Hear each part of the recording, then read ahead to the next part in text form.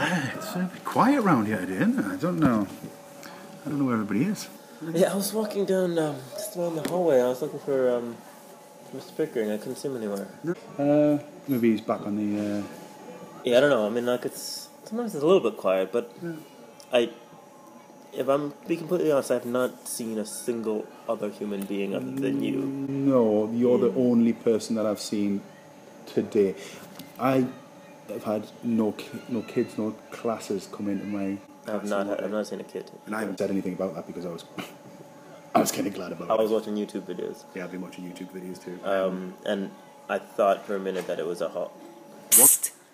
Mr. Blakey, Mr. Payne, quick, come in, quick. There's something on. Quick. Come on, quick.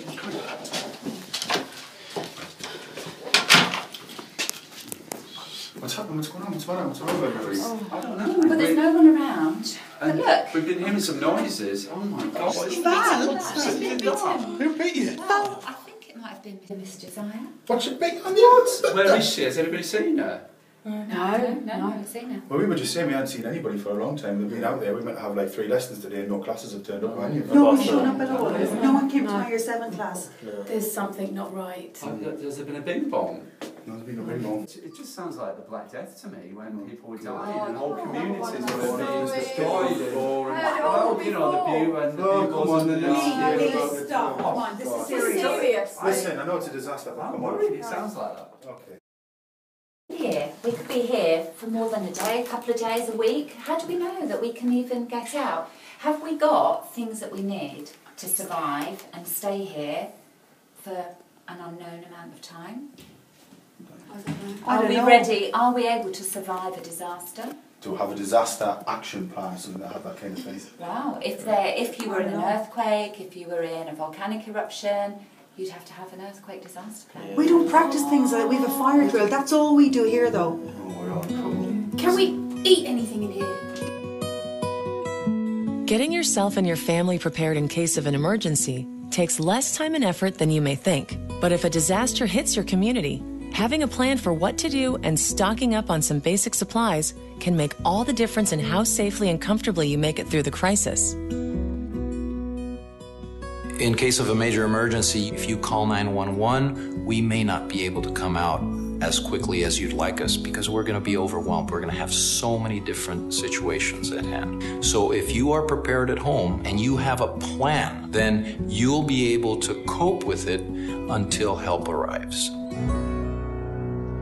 In an emergency, everything goes out the window. Your emotions, the fear factor, confusion. If everybody's aware of the plan and can execute the plan, that increases your survivability. Take a few minutes to check out the tips and tools available on ready.gov that make getting prepared easy. There are a few basics. First, learn about the types of risks that could affect your area. No matter where you live, there is a natural or man-made disaster that could strike without warning.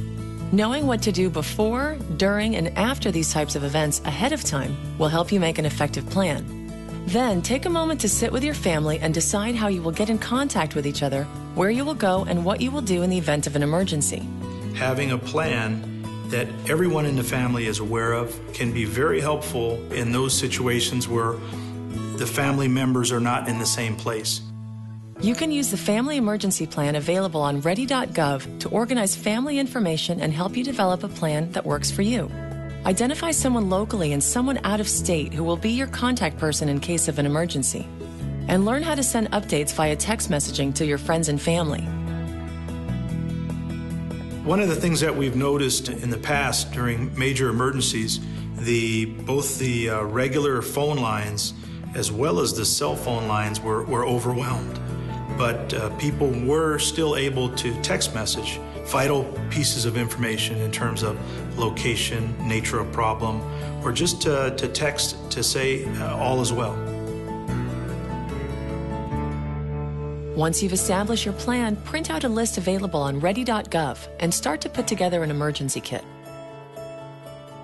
A standard emergency kit includes water, food, and medicine to sustain all members of your household for at least 3 days. Visit ready.gov for a complete list of suggested items, along with recommendations for how to prepare a family emergency plan.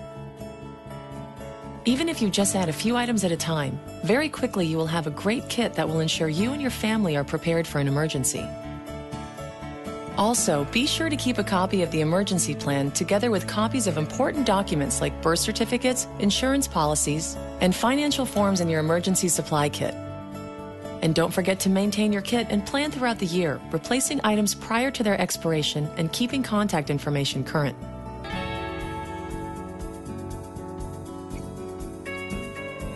Remember that emergency preparedness is not something you can do once and forget about it. Make sure that you review your kit periodically, you update any medication or food and supplies, and also that you periodically review it with your family. Inquire about emergency plans at places where your family spends time, like work, school, faith organizations, and recreational activities. Finally, get to know the local resources available in your community. Ready.gov can link you to local emergency information and contact numbers, information about sheltering and evacuation, and how to get local alerts and warnings. We can't predict where or when the next disaster will happen, but we do know that when the time comes, individuals and families who have taken even a few steps to prepare themselves will feel more confident and secure in their ability to get through it. Check out the information on ready.gov and get started today. Okay, so if we have got to survive for a while, what do we think we need? No. Yeah, we iPads. need. That's what you want. We need iPads. We don't need. Can I take my market? No. We need iPads. No, serious now. We need how This is I need my sorry, stop. iPads. Stop, I'm talking. We need to think about what we really want. Not what we need, not what you want to take with you. What do we really need to take? Biscuits. No. Yeah, biscuits. Yes. Marcus, is that the food we're supposed to be eating? Are you taking the mick? That's all we've got to eat. Oh, honestly. That's a need.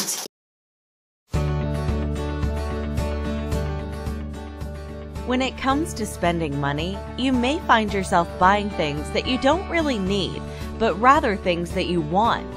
Needs are the very basic items that we must have to survive, such as water, food, shelter, and clothes. Wants are things that make life more fun, but that you could really live without.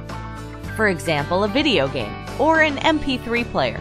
And while you need food to eat, you want to have pizza with your friends and wear the expensive clothes. Everyone has wants, but saving money on the wants and focusing on the needs instead can pay off big in the end. Meet Jimmy and Alex. Jimmy and Alex walk to school together every day, and they both want to buy a bike next year, so that means they better start saving. But each day on the way to school, Alex wants to stop in the convenience store. He buys a soda and a candy bar for $2 with his allowance. Jimmy, on the other hand, saves his allowance money. After a whole year goes by, Alex realizes that he has spent $730 total on soda and candy bars. He has no money to buy a bike. But since Jimmy saved his money throughout the year, he can buy this brand new bike, and he even has some money to spare. His parents say he should put the extra money in a savings account so he can start saving now for things he may need in the future, like a car or college tuition. Jimmy can now be found riding to school on his new bike. Now Jimmy enjoys riding to school every day as Alex walks along.